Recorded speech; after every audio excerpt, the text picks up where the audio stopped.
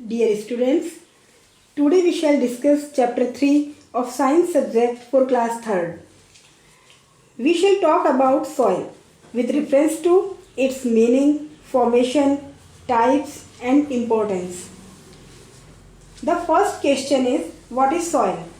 मिट्टी क्या है? The topmost layer of the earth's surface is soil. मतलब पृथ्वी की सबसे ऊपरी सतह मिट्टी कहलाती है. Soil is an important natural thing because plants and trees grow in it. और अगर हमें soil देखनी है तो we can visit a garden or an agricultural field. Now we talk about formation of soil. मतलब मिट्टी कैसे बनती है. सबसे पहली और महत्वपूर्ण बात यह है कि सॉइल के निर्माण नेचर में बहुत धीरे धीरे होता है और वो भी इतना धीरे कि it takes thousands of years to form even a small amount of soil. चलिए उस दौर में चलते हैं जब पृथ्वी पर सॉइल थी ही नहीं and this earth was full of rocks. चारों तरफ बस चट्टाने ही चट्टाने. In that condition sun and rain played very vital roles. और ऐसे रोल्स जो एक दूसरे के बिल्कुल विपरीत थे. For example the sun heated up the rocks while rain cooled them. इस कॉन्टीन्यूस कूलिंग और हीटिंग का रिजल्ट ये हुआ कि जो बिग रॉक्स थी वो स्मॉल रॉक्स में डिसइंटीग्रेट हो गई और फिर धीरे धीरे वो छोटी रॉक्स भी छोटे छोटे पीसेस में ब्रेक डाउन हो गई. Let's understand it with the help of a simple activity. In this picture we have taken a chalk. Let's assume this chalk as a big rock.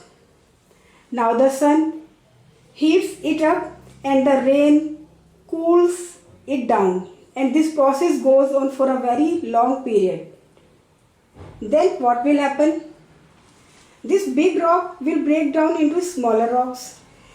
Now again the process of cooling and heating continues, and as a result these small pieces of rocks further break down into smaller pieces.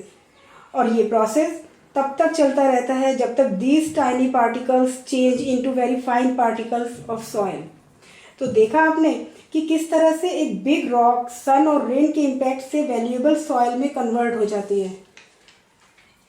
In a nutshell, the sun heated the rocks, the rains cooled them, it made big rocks to be broken down into small rocks, and finally soil is formed. Now we shall understand the structure of soil. That is, we shall learn different components that make soil. These are 6 components, namely gravel, sand, clay, water, air and humus. These are gravels. The form of small pieces of rocks. This is sand. Its particles are relatively smaller in size when compared with gravels. Now this is clay. It has very fine particles. Do you know that there is a space between the particles of soil? हाँ बच्चों, soil के particles के बीच में खाली जगह होती है, which is filled with water and air. This is humus, an important component of soil that we shall discuss in the next slide. What is humus? We all know that plants and animals grow in the soil. हमें पता है कि चाहे plants हो चाहे animals, एक certain period के बाद सबकी life पूरी होती है and they die. And when they die, उनके remains से जैसे एक tree से leaf टूटती है, धरती पर गिरती है, समय के साथ साथ सूखती है, फिर एक पाउडर की फॉर्म में कन्वर्ट होती है और लीफ का यही बदला हुआ रूप ह्यूमस है. This humus is very important as far as the fertility of soil is concerned and it gets mixed with the soil and becomes a part of it. अब हम समझेंगे different types of soil. There are 3 important types of soil, namely sandy soil, clay soil and finally the loam. These types are very important for your exams. Let's discuss them one by one. Sandy soil. Sand या रेत तो आपने देखा ही होगा। जब हम लोगों के घर बनते हैं तो कंस्ट्रक्शन मटेरियल में रेत भी मंगाया जाता है। It is found in desert, sea shores and river banks. इसके पार्टिकल्स का साइज बड़ा होता है and therefore they contains a lot of air. अब एक कंडीशन आती है कि पार्टिकल्स के बीच स्पेस ज़्यादा होने के कारण यह सॉइल पानी को रोक नहीं पाती and as a result sand is not good for growing crops and plants in it. Now clayey soil, ये स्टिकी होती है क्योंकि इसके पार्टिकल्स बहुत फाइन, बहुत छोटे होते हैं and as a result they do not hold much air but they are capable of holding lots of water.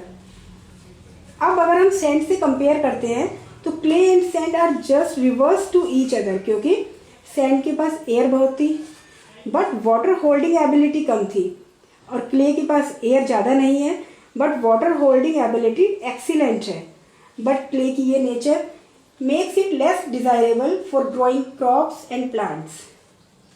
नेवरदीलेस it is used by potters to make pots and toys.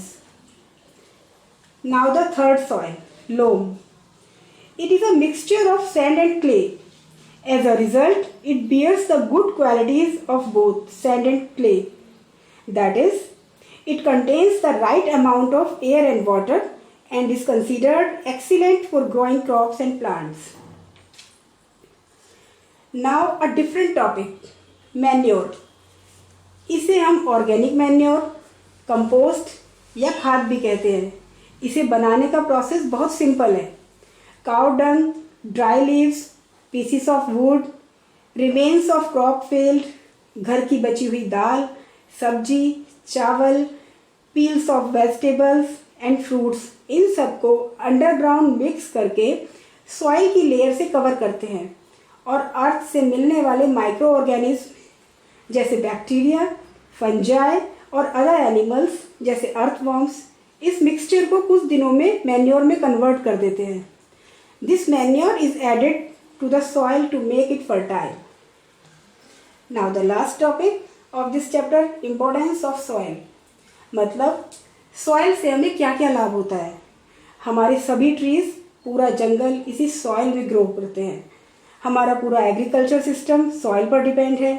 हमारी सभी vegetable, सारे fruit, सारे grains जैसे wheat, rice, मेज, barley, साथ ही साथ सभी pulses इसी मिट्टी में ग्रो करते हैं। इसलिए हम कह सकते हैं there will be no food in the absence of soil. We use soil to make bricks, tiles and pots. We use sand to build our houses and finally soil provides home, रहने की जगह, to a number of animals including rabbits, many insects and earthworm. Now, this is the turn to show gratefulness. We are grateful to Ratn Sagar Private Limited, Delhi, for the contents of this presentation. Mr. Vedansh is thankfully acknowledged for sharing his beautiful failed pictures with us. Thank you and all the best.